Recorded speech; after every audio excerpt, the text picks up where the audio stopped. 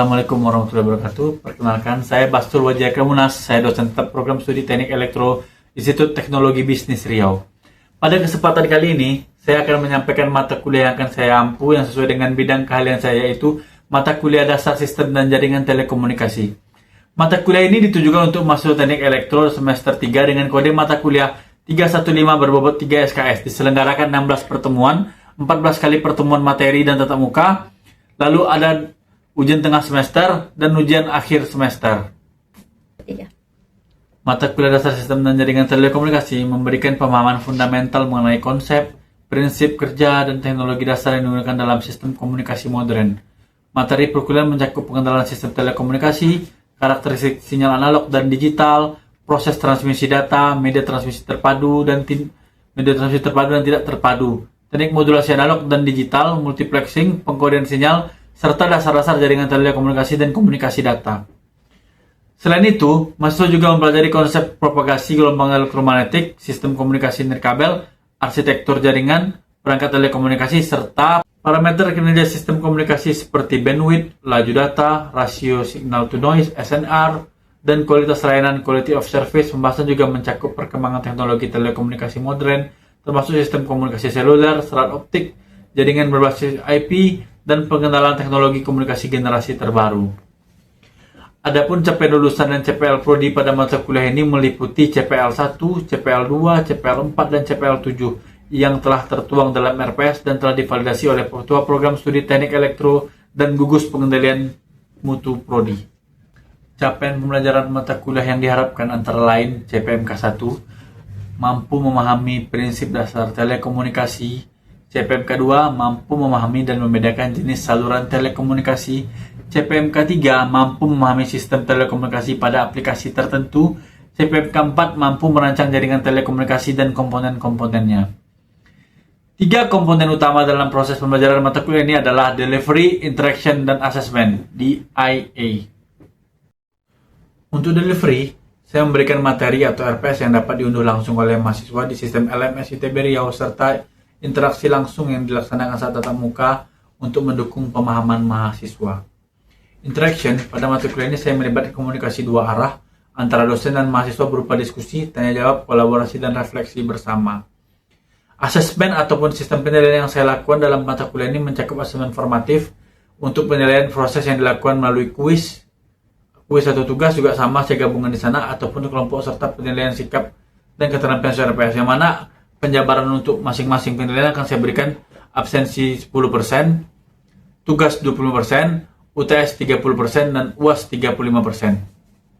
Selanjutnya, asesmen sumatif untuk penilaian akhir berupa UTS dan UAS.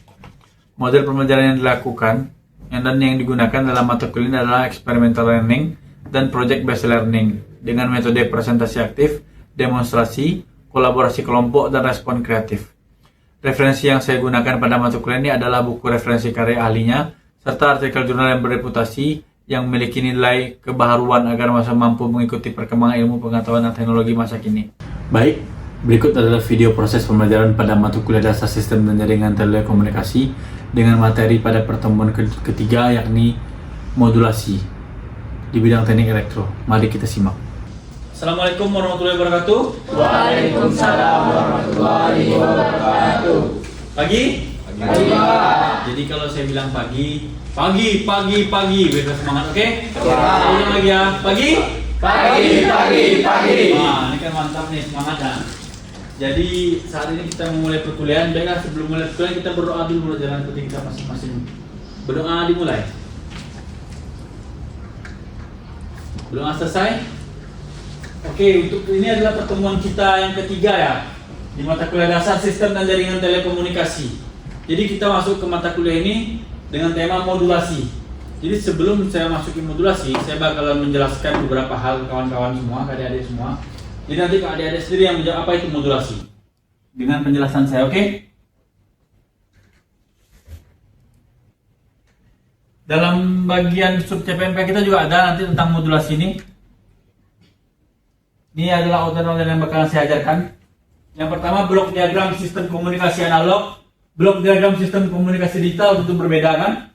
Lalu apa itu modulasi, tujuan modulasi, dan jenis-jenis modulasi. Itu bakalan saya jelaskan ke adik-adik semua. Baiklah, ini adalah blok diagram sistem komunikasi analog dan digital. Dapat dilihat?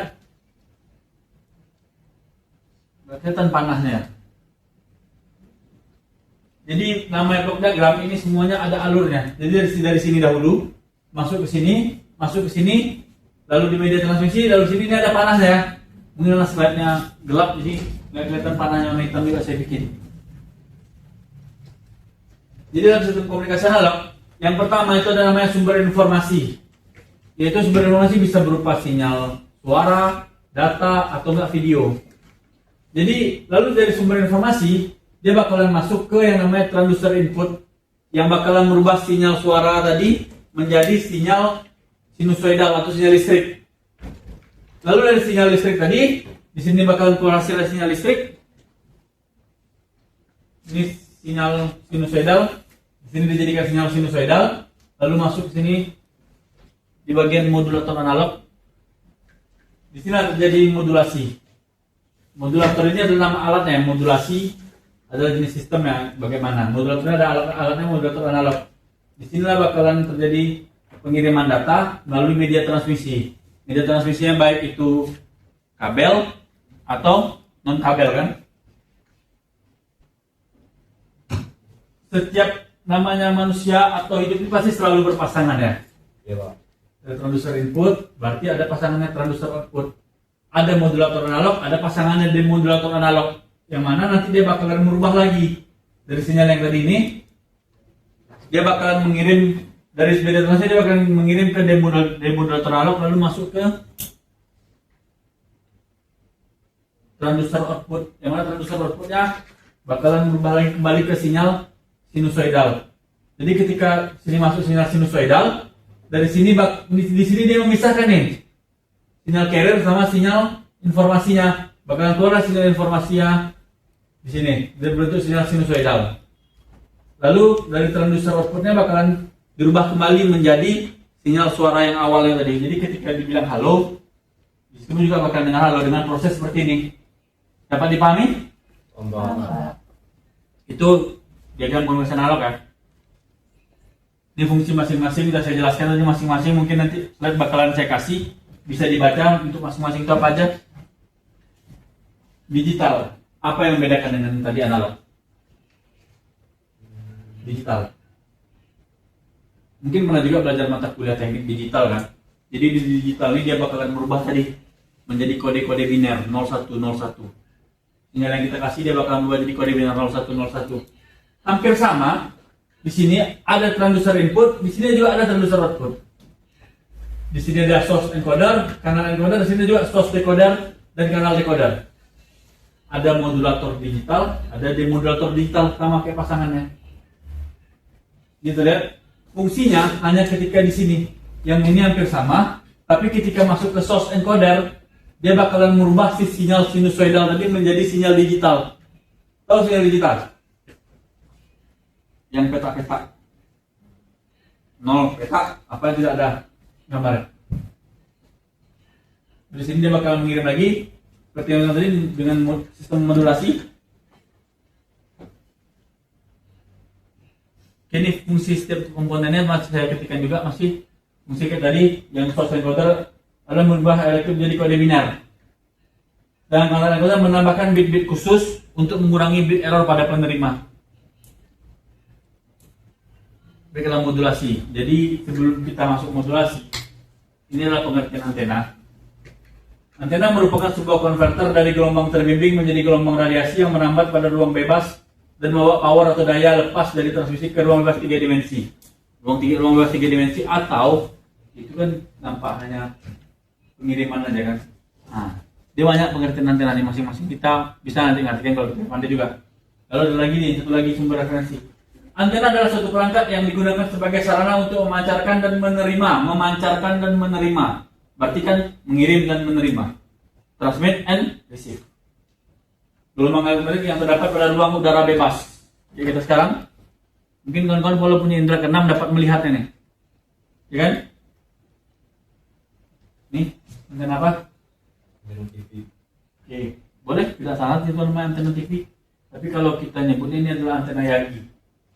Antena Yagi ini memang tahu berapa elemen? 1, 2, 3, 4, 5, 6, 7, 8, 9. Yang paling belakangnya namanya reflektor. Reflektor inilah dianggap satu komponen, walaupun dia ada 4 ini, tapi dianggap tetap berarti ada 10 elemen. Antena Yagi dengan 10 elemen. Kalau ini radar ya, parabola. Nah, dapat kita bayangkan nih. Antena yang akan digunakan untuk memancarkan suatu sinyal haruslah memenuhi persyaratan, di mana ukurannya harus mendekati orde lambda dari sinyal yang dimaksud. Harus mendekati lambda. Berapa sih panjang lambdanya atau orde lambdanya berapa gitu. Lambdanya adalah panjang gelombang ya.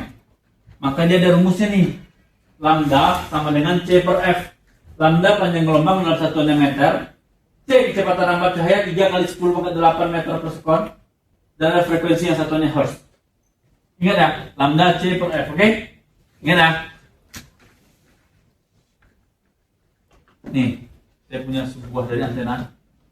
Nanti bakalan tahu kita apa sih modulasi dari penjelasan si antena nih. Saya dari penjelasan ini dulu, nanti kalian bakalan bisa mengartikan apa itu modulasi. Sinyal audio 10.000 Hz atau 10.000 kHz. Bayangkan cuma sekedar 10.000 Hz sinyal audio yang bakalan kita kirim. Ini adalah antena Yagi. Antena Yagi ada 3 reflektor, dipol, dan direktor. Dan di reflektor ini udah jelas 0,5 lambda sudah pasti. Itu lintah dari si lambdanya tadi. Jadi lambda sama C per F 3 kali 10⁸ dikali 10⁴. Kenapa 10⁴? 10.000 kHz sama dengan 10⁴. Dapat hasil 30.000 meter dan 30 km. Dijadikan kilometer kita rubah. Dengan situ ada 0,5 lambda. Berarti 0,5 lambda adalah 0,5 dikali 30 km sama dengan 15 km. Lambdanya 15 km. Bayangkan 15 km lambda untuk reflektornya tadi. Panjang apa 15 km? Jauh kan? Jauh. Jadi bisa saya bilang mustahil kan? Kita pengen bikin antena panjangnya 15 km untuk reflektor. Sekedar antena 15 km, jauh juga 15 km.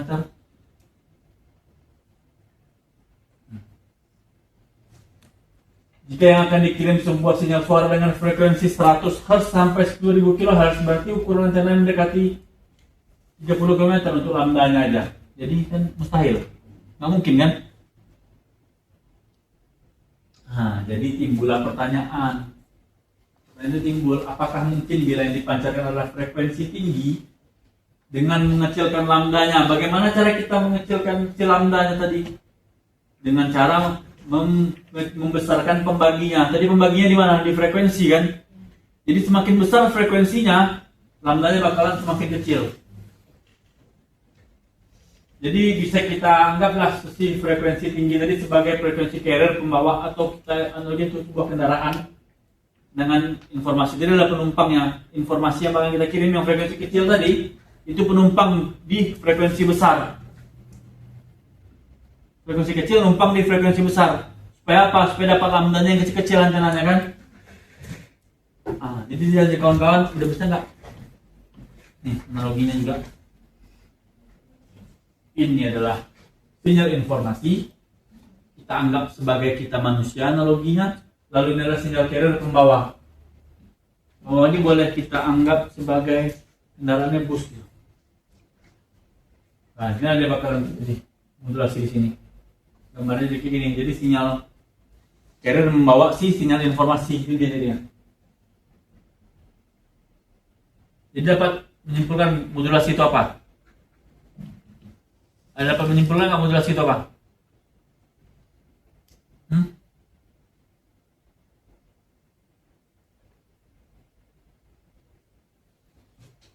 Apa jadinya tuh? Bukan ke saya dilihat. Penumpangan sinyal informasi ke dalam sinyal carrier pembawa. Oke? Sampai sini ada yang mau ditanyakan? Silakan bertanya, ayo. Sampai sini, modulasi adalah proses penumpangan sinyal informasi ke dalam sinyal carrier atau pembawa. Yang harus diingat itu rumusnya lambda C per F untuk mencari berapa sih panjang gelombangnya. Oke, ada yang mau tanya? Saya Pak. Iya, silakan. Pak, apakah apakah bisa sinyal carrier lebih kecil daripada sinyal informasi, Pak? Oke, pertanyaannya menarik. Apakah bisa sinyal carrier lebih kecil daripada sinyal informasi? Kalau gitu saya lemparkan aja, gimana ya? Ada yang bisa jawab? Ayo Pak, ya silakan. Tidak bisa, karena sinyal pembawa harus lebih besar daripada sinyal informasi. Oke, jawabannya bagus, pertanyaan juga bagus. Jadi kalau kita analogikan, yang namanya manusia kita anggap sebagai sinyal informasi dan bus sebagai sinyal pembawa, otomatis kan yang dibawa kan manusia yang dibawa oleh si mobil, bukan manusia yang membawa mobil kan, digendongnya gitu kan. Ya, pertanyaannya bagus dan jawaban juga bagus. Modulasi ada sinyal informasi. Sinyal informasi itu berupa suara, data, dan gambar. Agar dapat dikirim ke tempat lain, sinyal tersebut harus ditumpangkan ke sinyal lain. Oke, kalau kita contohkan nih, dalam konteks radio siaran, kan dia hanya mengeluarkan sebuah sinyal suara kan, radio kan. Berarti kan sinyal suara adalah sinyal yang menumpang. Yang menumpang adalah sinyal suara. Sedangkan yang ditumpangi adalah sinyal radionya, yang kita sebut sebagai sinyal pembawa atau carrier ya. Tujuan modulasi? Jadi kadang modulasi tadi itu memendekkan sebuah antena dengan mengirimkan frekuensi kecil ditumpangkan ke si frekuensi besar, yang tujuannya untuk mengecilkan dari si panjang gelombangnya. Jadi dengan kecil panjang gelombang itu antena juga makin kecil, frekuensi makin tinggi. Tujuan modulasi yang pertama adalah transmisi menjadi lebih efisien dan memudahkan pemancaran. Kita tadi efisien jadinya. Masalah perangkat keras jadi lebih mudah jika F berbanding FC. F adalah frekuensi dibandingkan frekuensi carrier. F frekuensi informasi, FC adalah frekuensi carrier 1/10%. Menekan draw atau interferensi. Jadi nggak bisa ada interferensi dia. Ada di frekuensi tinggi tadi ya. Juga yang keempat, untuk memudahkan pengaturan alokasi frekuensi radio. Jadi kita frekuensi ini nggak sembarangan. Semua sudah diatur. Masing-masing penempatannya di mana. Nggak bisa kita. Coba di frekuensi ini kita nggak bisa. Sudah ada yang ngatur. Yang ngatur PBB ITU, International Telecommunication Uniform. Dari PBB ini. Lalu yang kelima, untuk multiplexing, proses penggabungan beberapa sinyal informasi untuk disalurkan secara bersama-sama melalui satu kanal transmisi. Baiklah, tujuan modulasi sudah. Jadi modulasi itu adalah modulasi analog dan modulasi digital yang lebih sering kita pakai. Baik kan? Jadi ada modulasi analog dan modulasi digital. Mungkin nanti untuk kawan-kawan tadi sudah bertanya juga. Jadi untuk minggu depan saya bakalan ngasih slide ini ke kawan-kawan. Jadi kan kawan-kawan tahu mana yang harus dibaca. Jadi modulasi itu adalah dua, modulasi secara analog dan modulasi secara digital. Tapi di sini saya ada bikin 3, cuma modulasi pulsa ini jarang dipakai. Lebih sering pakai yang analog dan digital. Jadi kawan-kawan bisa nanti baca di rumah, supaya ketika saya masuk minggu depan tentang dua modulasi analog dan digital, kawan-kawan bisa lebih paham lagi, karena kawan-kawan sudah punya modal untuk belajar ya kan, sudah tahu materinya gimana.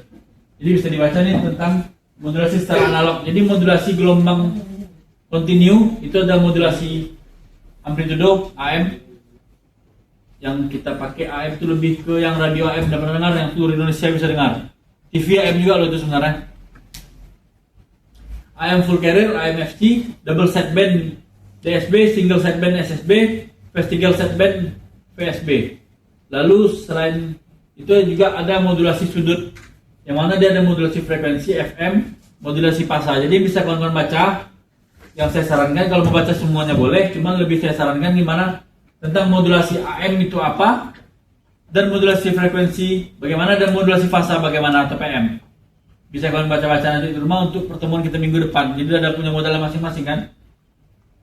Lalu ada juga nanti modulasi pulsa, tapi ini kalau sedang nggak terlalu dipakai, ini modulasi pulsa. Bisa dilihat ya. Ada PAM, PPM, PWM, PCM, DM, dan DPCM. Selain 2-3 tadi yang saya minta bacakan, AM, FM, dan PM, kawan-kawan juga bisa baca di rumah nanti tentang modulasi secara digital. Dia ada 3 lagi. Amplitude Shift Keying, ASK, Itu sama seperti lawannya di analog tadi ya, AM kan. Ini kayak ke yang digital jadi ASK namanya. Lalu ada frekuensi shift keying FSK dan fasa shift keying atau PSK. Oke, itu bisa kalian baca di rumah. Tadi juga sudah ada yang bertanya. Mungkin untuk pertemuan kita yang ketiga bisa kita akhiri dulu. Tapi ingat, saya masih mengingatkan tetap baca yang saya sarankan tadi. Untuk kita di pertemuan keempat kita bakalan masuk tentang yang namanya modulasi analog AM, FM dan PM. Lalu modulasi digital ASK, FSK dan PSK. Oke ya? Oke, Pak. Oke kawan-kawan semua, terima kasih atas kehadirannya. Mohon maaf bila ada kesalahan. Assalamualaikum warahmatullahi wabarakatuh. Waalaikumsalam warahmatullahi wabarakatuh. Sekian video rekaman proses pembelajaran untuk mata kuliah dasar sistem dan jaringan telekomunikasi pada program studi Teknik Elektro Institut Teknologi Bisnis Riau. Video ini digunakan sebagai salah satu syarat penyusunan dokumen pernyataan diri dosen dalam unjuk kerja Tridharma Perguruan Tinggi atau PDD UKTPT. Semoga dengan adanya video ini bisa menjadi pertimbangan yang baik dalam proses penilaian sertifikasi dosen tahun 2026. Akhir kata saya ucapkan terima kasih. Wabillahi taufiq wal hidayah. Wassalamualaikum warahmatullahi wabarakatuh.